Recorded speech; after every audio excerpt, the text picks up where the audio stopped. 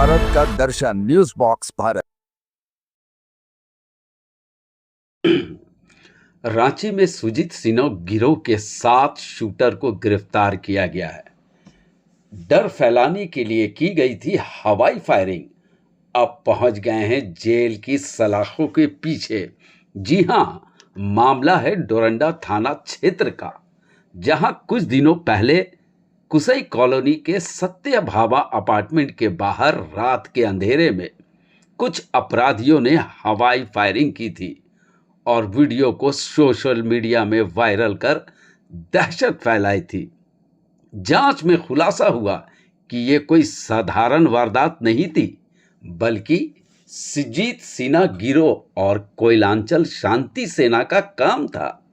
बीती रात पुलिस को गुप्त सूचना मिली कि गिरोह के सदस्य एक नई वारदात को अंजाम देने निकल चुके हैं। और फिर क्या, रिंग रोड के पास हुई फिल्मी अंदाज में घेराबंदी।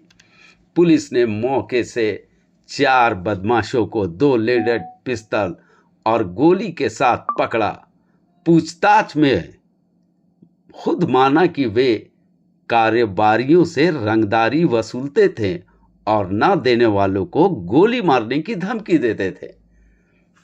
चारों की निशानदेही पर 3 और गिरफ्तारियां हुई। कुल 7 आरोपी अब हवालात में हैं।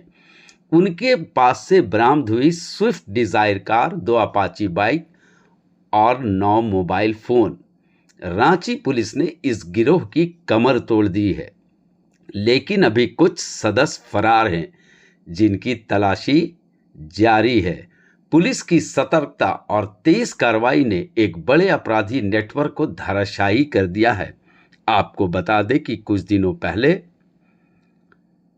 बालसिरिंग पहाड़ में भी 3 अपराधियों को गिरफ्तार किया गया था, जिनका कनेक्शन डोरंडा से जुड़ा हुआ था। रांची से न्यूज बॉक्स भारत। चलिए आगे सुनाते हैं पुलिस कप्तान क्या कुछ कह रहे हैं। गिरफ्तार अपराधियों में जितेश, संतोष मिश्रा, मयंक, राजू महतो, प्रिंस मिश्रा, सुमित वर्मा और अभिषेक सभी रांची के हैं। और जो पुलिस ने सामान बरामद किए हैं वो देसी पिस्टल 2, 9 mm की गोली 6, 7.65 mm की गोली 17, 4 मोटरसाइकिल, 1 कार और 8 मोबाइल। 4 अक्टूबर को डोरंडा में सत्यभामा अपार्टमेंट के बाहर एक फायरिंग की घटना को कारित किया गया था। तो उसको वेरीफाई किया गया। उसमें फिर 3 लोगों को पहले गिरफ्तार भी किया गया है। उसी में ही अनुसंधान को आगे बढ़ाते हुए कल गुप्त सूचना मिली थी कि उनमें से जो 4 लोग हैं, जो मेसरा थाना अंतर्गत उनके भ्रमणशील होने की सूचना पुलिस को प्राप्त हुई थी। इसी सूचना के पश्चात फिर मेसरा थाना अंतर्गत चेकिंग लगाई गई थी। उसी में 2 मोटरसाइकिल पे 4 लोग आते हुए, जो 4 लोग आ रहे थे, उनको फिर पुलिस ने गिरफ्तार किया था। उनके पास से 2 पिस्टल और 2 पिस्टल के अलावा गोलियां उनके पास से बरामद हुई थी। तथा यह भी वेरीफाई हुआ था कि जो 2 मोटरसाइकिल थी, ये 2 सेम मोटरसाइकिल थी, जिनका इस्तेमाल डोरंडा में जो सत्यभामा अपार्टमेंट के बाहर जो कोयलांचल शांति सेना ने जिसकी जिम्मेदारी ली थी, उसके द्वारा इन 2 मोटरसाइकिल का भी इस्तेमाल किया गया था।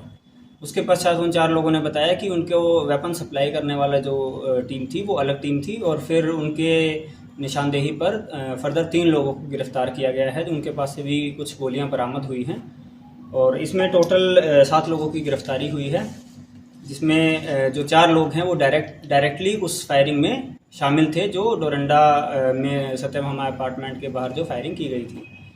अनुसंधान के क्रम में यह भी बात सामने आई कि इनका सबका जो कोयलांचल शांति सेना जो है वो डायरेक्ट उसमें सुजीत सिन्हा का डायरेक्ट रोल उसमें आ रहा है। सुजीत सिन्हा ने ही भय का माहौल बनाने के लिए ये संस्था शुरू करने की कोशिश करी थी। इसमें आगे भी छापेमारी जारी है और आगे भी जो डायरेक्ट कांटेक्ट में थे, इनमें से भी 2 से 3 लड़के डायरेक्ट सुजीत सिन्हा के कांटेक्ट में थे, जो कि व्हाट्सएप पे और बाकी वर्चुअल ऐप्स का यूज़ करके और वर्चुअल नंबर्स का यूज़ करके डायरेक्ट सुजीत सिन्हा से इवन वीडियो कॉल तक करते थे ये लोग।